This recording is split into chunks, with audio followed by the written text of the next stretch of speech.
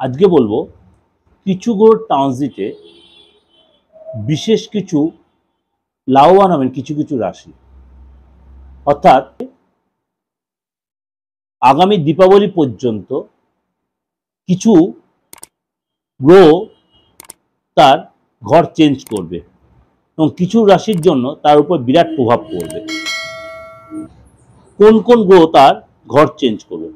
October মাসের শুরু থেকে শেষ পর্যন্ত প্রচুর কিছু ঘটবে জ্যোতিষ চক্রে। আমি কিন্তু অলরেডি আমার মাসিক রাশি করে দিয়েছি কোন কোন গ্রহ তার ট্রানজিট, আজকেও সেটা নিয়ে একটু আলোচনা করছি।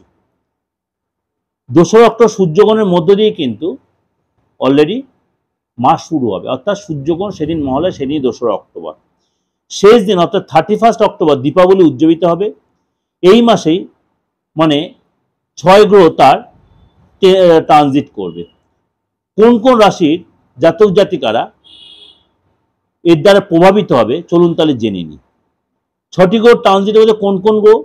শনি নক্ষত্রমণ্ডলীর পরিবর্তন, বৃহস্পতি বিপরীতমুখী গতি, সূর্য, বুধ, শুক্র এবং মঙ্গল গ্রহের রাশিচক্র ট্রানজিট। অর্থাৎ শনি নক্ষত্রমণ্ডলীর পরিবর্তন, অর্থাৎ শনি নক্ষত্র পরিবর্তন, আবার সূর্য, বৃহস্পতি বিপরীত অর্থাৎ বৃহস্পতি বক্রগতি, সূর্য, বুধ, শুক্র এবং মঙ্গল গ্রহ তার ট্রানজিট হবে। এই স্থানান্তরকারী গ্রহগুলি 4টি রাজযোগ সৃষ্টি করছে, যা কিছু রাশির জাতক জাতিকাদের জন্য যথেষ্টই শুভ এবং সৌভাগ্য বয়ে আনছে। প্রথম রাশি হচ্ছে মেষ রাশি। এই রাশির জাতক জাতিকাদের একটু সতর্ক থাকতে হবে। আপনার প্রতিযোগীরা আপনার কোনো কারণে আপনার ক্ষতি করতে পারে, অর্থাৎ আপনার যাকে মনে এরা আমার কোনো শত্রু হতে পারে বা গোপন শত্রু বা কম্পিটিটার, তাদেরকে আপনি একটু এড়িয়ে চলবেন, এই মাসটা অ্যাভয়েড করবেন। সম্পর্কের জন্য সময়টা একটু আপনাকে বুঝে শুনে যত কথা বলবেন, যত আর্গুমেন্ট কম করে তত ভালো হবে। প্রেমের সঙ্গী বা জীবন সঙ্গী বা পরিবারের কোনো সদস্যের সঙ্গে আপনার মতবিরোধ হতে পারে বা আপনার তার জন্য চোখের জল আসে, মনে একটু কষ্ট হতে পারে। অর্থাৎ এদের সঙ্গে আপনাকে একটু বুঝে শুনে কথা বলতে হবে বা খুব বুঝে শুনে স্টেপ নিতে হবে। রাস্তায় চলাফেরাতে একটু সাবধানে চলতে হবে বা নতুন করে বন্ধু তৈরি করতে আপনাকে সাবধানে চলতে হবে। নেক্সট যেটা সেটা হচ্ছে বৃষ রাশি। এই মাসে আপনি বড় কিছু সুবিধা পেতে পারেন। আপনি নতুন কোনো চাকরি পাওয়ার সম্ভাবনা প্রবল, নতুন কোনো গাড়ি বা নতুন কোনো বাড়ির জন্য আপনি অ্যাডভান্স করতে পারেন, ছোটোখাটো কোথাও ভ্রমণে যেতে পারেন এবং সব মিলে এই মাসটি আপনার জন্য যথেষ্ট সফলতা বয়ে আনবে। কর্কট রাশি। চাকরিজীবীদের জন্য যথেষ্ট, যারা চাকরি করছেন তাদের আয় বাড়বে বা নতুন করে চাকরির যোগাযোগ হতে পারে। এই সময় আপনার একাধিক উৎস থেকে আয় বাড়বে, জীবনে অনেক ইতিবাচক পরিবর্তন আসবে এবং পুরনো সমস্যা আপনার দূর হবে। কর্কট রাশি জাতকদের জন্য এই মাসটা যথেষ্ট সুখবর বয়ে আনছে।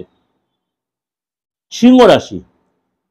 অক্টোবরে সিংহ রাশির জাতকদের কাজের জায়গায় যথেষ্ট ডেভেলপ দেখা যাচ্ছে, চাকরির উন্নতি হবে। যারা নতুন চাকরি খুঁজছেন তারা সফলতা পাবেন, লক্ষ্য পূরণ হবে এবং অনেকদিন আটকে থেকে কেন কাজ উদ্ধার হবে এবং পারিবারিক জীবনে শান্তি ফিরবে, কিন্তু মনের সুখ আসবে, কিন্তু মিসআন্ডারস্ট্যান্ডিং যেটা ছিল সেটা অনেকটা আপনি কাটিয়ে উঠতে পারবেন। নেক্সট যেটা সেটা হচ্ছে কন্যা রাশি। অক্টোবর মাস কন্যা রাশির জাতকদের জন্য যথেষ্ট উত্থান পতনের মধ্যে, অর্থাৎ আপস অ্যান্ড ডাউন হবে। কর্মক্ষেত্রে সমস্যার সম্মুখীন আপনি হতে পারেন, বিরোধীরা আপনার প্রচণ্ড আপনার চাপ সৃষ্টি করতে, আপনার ক্ষতি করতে পারে, আর্থিক ক্ষতি হতে পারে। শরীর স্বাস্থ্য নিয়ে অবশ্যই সচেতন থাকে, নাহলে কোনো শরীরে ডিস্টার্ব হতে পারে।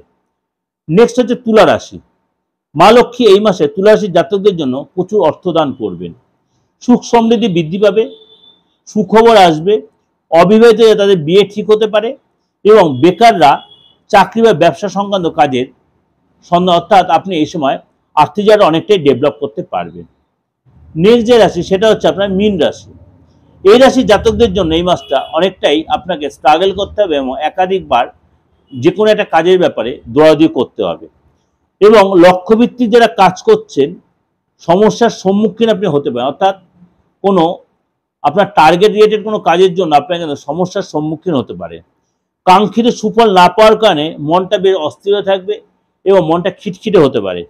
ভেবে চিন্তে লোকের সাথে কথা বলবেন, সুসম্পর্ক নষ্ট হতে পারে, অন্যথায় আপনার সম্পর্কটাও নিয়ে টানাহেসা হতে পারে। এগুলো কিন্তু আপনার ওভারঅল একটা ডিসকাশন আপনাদের প্রেজেন্ট করছি। এটা যে আপনার ক্ষেত্রে ঘটবে, আপনার রেসের ক্ষেত্রে হবেই নেগেটিভ বা পজিটিভ, তা কিন্তু কখনোই বলছি। কেন আমি বলছি আপনাদের যে নেগেটিভ কথা বলছি, এটা আপনি যদি সতর্ক থাকবেন তাহলে স্টেপটা ভুলভাবে ফেলতে পারবেন না, ভুলভাবে ফেলবেন না। আপনি তাহলে অনেকটাই সেখান থেকে নিজেকে গাইড করতে পারবেন। ভালো থাকবেন। পুজোটা আপনাদের প্রত্যেকের ভালো কাটুক এবং অন্যকেও ভালো কাটানোর সুযোগ করে দিন। সাধ্যে কুলালে লোককে কিছু দান বা কিছু হেল্প করার চেষ্টা করুন এই পুজোর সময়। ভালো থাকবেন, নমস্কার।